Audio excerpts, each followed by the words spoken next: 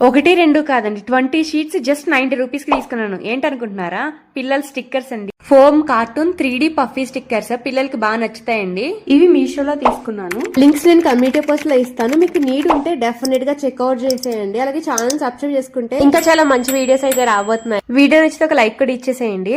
ఇవే షీట్స్ మనం బయట తీసుకుంటే ఎంత ఉంటాయి మీకు తెలిసే ఉంటుంది. ఒక్కొక్క షీట్ 10 రూపీస్ అలా ఉంటుంది కదా. మోస్ట్లీ ఇంకా ఎక్కువ కూడా ఉండొచ్చు. మనకి ఇక్కడ 90 రూపీస్ కి 20 షీట్స్ వచ్చేస్తున్నాయి.